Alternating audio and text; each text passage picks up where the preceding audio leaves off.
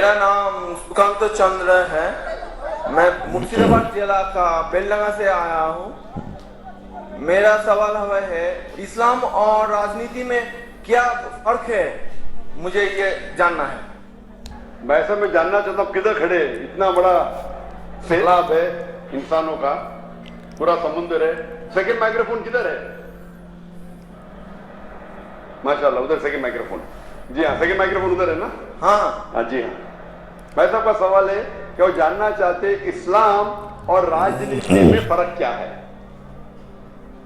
इस्लाम आता है अल्लाह सलाम से, इसका मानी अमन, और कोई भी इंसान अगर अपनी जिंदगी अल्लाह सुब्हानहू व तआला के अहकामात के मुताबिक बसर करता है, उसे कहते हैं मुस्लिम। इस्लाम मतलब अमन हासिल करना अल्लाह सुब्हानहू व तआला के अहकामात पे अमल करने के बाद। राजनीति है जिसे कहते हैं अंग्रेजी में पॉलिटिक्स।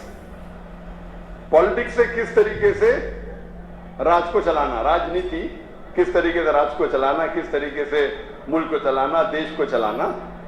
इस्लाम एक मुकम्मल दीन है। इस्लाम has the solution to all the problems of humanity. इस्लाम एक मुकम्मल दीन है, वो सिर्फ कुछ चीजों के बारे में जिक्र नहीं करता, बल्कि मुकम्मल दीन है जो एक इंसान को किस तरीके से जिंदगी बसर करना चाहिए इस दुनिया में, उसके बारे में जिक्र करता है। ये पॉलिटिक्स लफ्ज जो है, आज की तारीख में पॉलिटिक्स अक्सर गंदा हो चुका है। तो लोग जब पॉलिटिक्स बोलते हैं तो लोग समझते हैं गंदा शब्द है, लेकिन इस्लाम में अल्हम्दुलिल्लाह किस तरीके से देश पे हुकूमत करना उसके बारे में भी जिक्र है। आज की पॉलिटिक्स और इस्लाम में जमीन आसमान का फर्क है, लेकिन इस्लाम में पॉलिटिक्स है।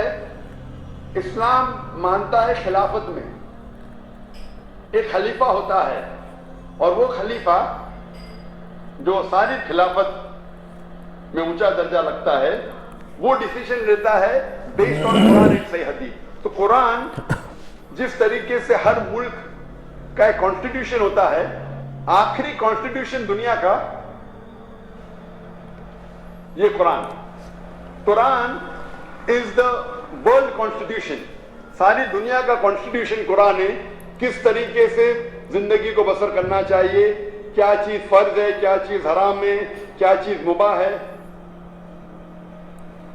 इसमें सारी डिटेल है। और इसकी तो तशरीह है या तफसीर आप बोलेंगे, वो है सही हदीस, अल्लाह के रसूल की सही हदीस। अल्लाह के रसूल ने कहा जो सही हदीस है, ये दोनों को लेके अगर आप मुल्क या दुनिया को चलाएंगे तो ये इस्लाम के मुताबिक चलेंगे और हमेशा इंशाअल्लाह दुनिया में अमन रहेगा। अफसोस की बात है कि आज दुनिया में एक भी मुल्क नहीं है जो मैं कह सकता हूं कि 100% कुरान और सही हदीस पे चल रहा है। एक वक्त था मोहम्मद सल्लल्लाहु अलैहि वसल्लम के दौर में, और उनके इंतकाल के बाद पहले 4 खुलफा राशिदीन, हजरत अबू बकर, हजरत उमर, हजरत उस्मान, हजरत Ali, may Allah be pleased with them all, ये दौर सबसे सुनहरा दौर था। और सही राजनीति आप जानना चाहते तो इनको देखिए, इनके दौर को देखिए, अल्लाह के रसूल और पहले 4 खुलफा राशिदीन के दौर। इनमें आपको सबसे बेहतरीन मिसाल मिलेंगी किस तरीके से हुकूमत करना चाहिए। ये सबसे अच्छी मिसाल है। अफसोस की बात है कि हम मुसलमान कुरान और सही हदीस से दूर हो गए, इसीलिए हम गए। इंशाअल्लाह मुसलमान जब कुरान और सही हदीस के करीब आएंगे तो इंशाअल्लाह फिर से ऊंचाई पे आएंगे। Hope that answers the question.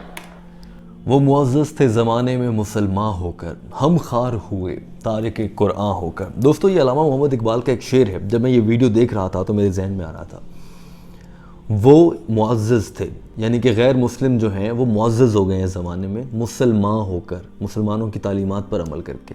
हम मुसलमान खार हो रहे हैं, ज़लील हो रहे हैं। क्यों? तारिक कुरान होकर हमने कुरान पाक के अहकामात पर अमल करना छोड़ दिया है। तो इस वजह से हम दुनिया भर में खार हैं। और गैर मुस्लिम कहाँ पहुँच चुके हैं। डॉक्टर जाकिर नाइक ने जब कुरान पाक हाथ में उठाकर दुनिया को बताया इस वीडियो में कि ये है कॉन्स्टिट्यूशन ऑफ द वर्ल्ड, पूरी दुनिया का आइन ये है। आपने अक्सर एक जुमला सुना होगा, इस्लाम मुकम्मल ज़ाब्ता हयात है। इस जुमले की कभी गहराई में जाएं तो आपको मालूम हो कि मतलब क्या है, کہا کیا جا رہا ہے؟ اسلام مکمل ضابطہ یعنی کہ اصول ہے، جینے کا طریقہ ہے، کس کا؟ حیات کا، زندگی کا۔ پوری زندگی کیسے جینی ہے اسلام بتاتا ہے۔ ڈاکٹر صاحب نے بھی اپنی ویڈیو میں یہی بات بتائی ہے کہ اسلام آپ کو کھانا پینا کیسے ہے، رہنا سہنا کیسے ہے، کب کیا پہنا ہے، کیا اوڑھنا ہے، کب سونا ہے، کس سے کیسے بات کرنی ہے، رشتوں کا احترام کیا ہے، یہاں سے لے کر راجنیتی یعنی ملک کی سیاست وہ کیسے چلے گی، جیسے کہ اس لڑکے نے سوال کیا، وہاں تک کے طریقے بتاتا ہے۔ مگر دین اسلام نے کس طرح کی حکمرانی کا حکم دیا ہے؟ ڈاکٹر صاحب نے اپنی ویڈیو میں بتایا کہ دین اسلام جمہوری نظام یا صدارتی نظام، پارلیمانی نظام، الیکٹرل کالج، باقی اس طرح کی چیزوں کی بات نہیں کرتا ہے۔ دین اسلام بات کرتا ہے خلافت کی، خلیفہ، اور دین اسلام کے جو بتائے ہوئے اصول ہیں ان پر کچھ ممالک نے کچھ حصہ دین اسلام سے لے کر خلافت کا طرز حکمرانی لے کر اپنے صدارت کے یا حکمرانی کے اصول وضع کیے ہیں، ان پہ عمل کر رہے ہیں، کامیابی سے عمل کر رہے ہیں۔ مگر پاکستان، بھارت، بنگلہ دیش، یہ ان میں اکثریت مسلمانوں کی ہے اور ہمارے چینل کی آڈینس بھی وہاں سے ہے، تو میں ان کے حوالے سے بات کرتا ہوں اسپیسیفکلی۔ وہاں پر جمہوریت ہے، یعنی کہ عوام، آپ اور ہم منتخب کرتے ہیں ووٹ کے ذریعے، یہ بھی دین اسلام میں نہیں ہے۔ پاکستان کا نام اسلامی جمہوریہ پاکستان ہے، اسلامی بھی کہہ رہے ہیں آپ، ساتھ ہی جمہوریہ کہہ رہے ہیں، جبکہ جمہوریت کو تو اسلام نے کنڈیم کیا ہے، یہ ایسے پبلک کا ووٹ نہیں مانتا دین اسلام۔ اسلام کے مطابق خلافت ہے اور خلیفہ ہوں گے، وہ آگے چلیں گے، ایک آدمی کے پاس ساری پاور ہے۔ یہاں پر تو آپ کو پتہ ہی ہے کیسے چلتا ہے۔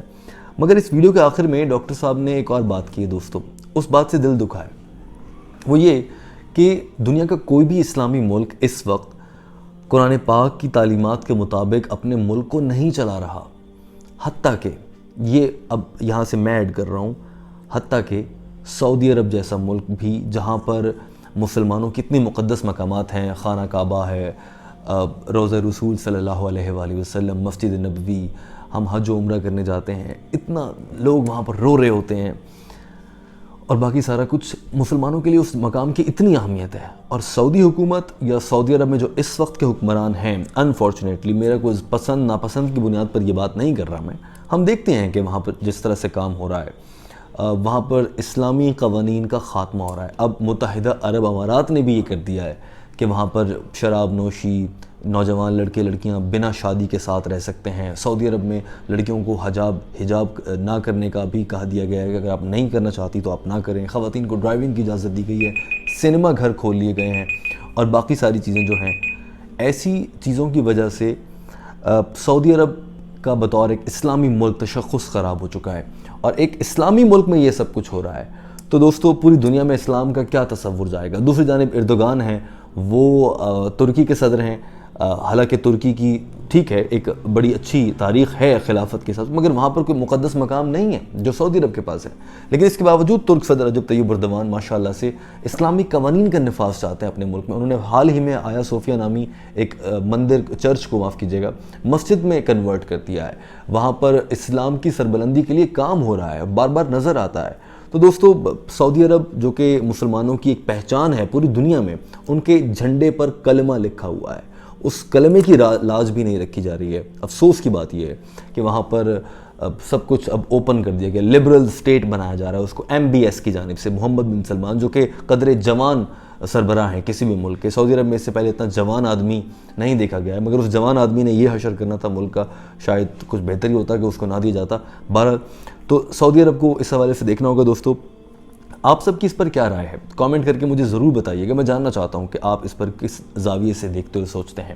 آپ کی رائے کا منتظر رہوں گا۔ ویڈیو دیکھنے کا بہت شکریہ۔